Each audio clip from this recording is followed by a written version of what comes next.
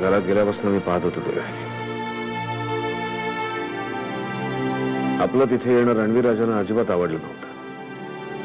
त्यांचा चेहरा सांगत होता रागिणी वहिनींचा आजारपण हे तर केवळ एक निमित्त होतं आपला अपमान करून आपल्याला घराबाहेर काढावा.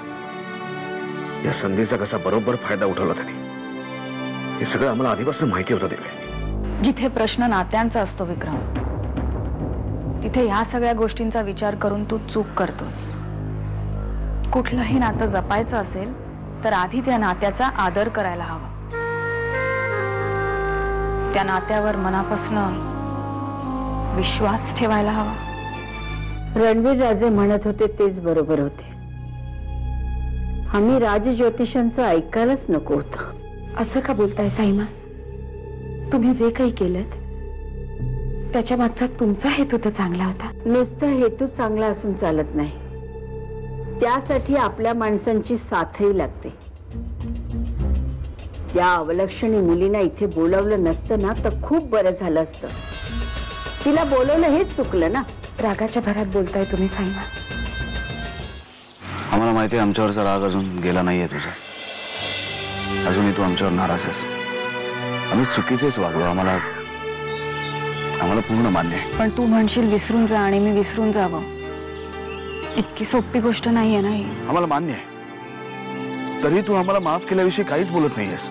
माफ करण्याची वेळ तेव्हा येते जेव्हा चूक नकळतपणे घडते. तुझ्या बाबतीत हे नकळत घडलेलं नाहीये. रणवीर, मी खूप नशीबवान आहे. तुम्ही माझ्यासाठी एवढं सगळं करता. आम्ही पण नशीबवान आहोत, फक्त तुझ्यामुळे. माझ्यामुळे? हो नताशा, जे सुख आम्हाला प्रियदर्शनी देऊ शकल्या नाहीत ते तू दिलंस. एखाद्याला जर मूल होत नसेल तर फक्त स्त्रीला दोष दिला जात नाही, पुरुषाच्या पुरुषार्थावर पण संशय घेतला जातो. आम्हाला माहिती होतं आमच्या समोर बोलायचं धाडस कुणीही करणार नाही, पण सगळ्यांच्या रोखलेल्या नजरा आम्हाला कळत होत्या. पण आता आम्ही जगासमोर ओरडून सांगू शकतो, आम्ही पुरुष आहोत. पुरुष आहोत आम्ही, आणि फक्त तुझ्यामुळे नताशा, तुझ्यामुळे.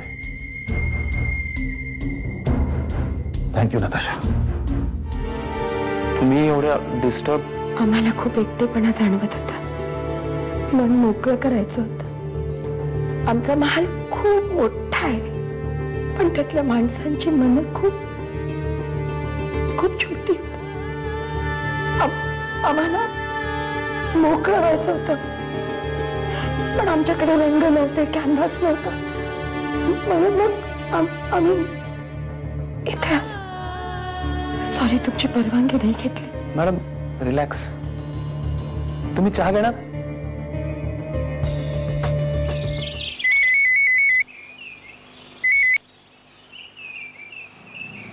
हॅलो. हे बघ, तू कोण आहेस, तू हे सगळं का करतोस आम्हाला माहित नाही. फक्त आम्ही तुला एवढंच सांगतो, आमच्या बायकोवर, देवयानीवर प्रचंड विश्वास आहे. विक्रम, मला वाटतं तुझं बोलून झालं असावं. आता माझं ऐक. हे ऐक माझा. तुझ्या समोर येऊन देवयानी बद्दल बोलण्याचं धाडस मी कधीही दाखवू शकतो, पण आज हे सत्य स्वीकारण्याचं धाडस तू नाही करू शकत. देवयानीच्या बोलण्यावर तू विश्वास ठेवतोस ना, पण देवयानी तुझ्याशी खोटं बोलते. ते अजूनही तुझ्या लक्षात येत नाहीये. आहे तुझ्याकडे पुरावा? देवयानी खरं बोलते याचा मी पाठवला होता पुरावा. हिरव्या बांगड्यांचे तुकडे. विचारलंस का तिला ते बांगड्यांचे तुकडे कुणाचे?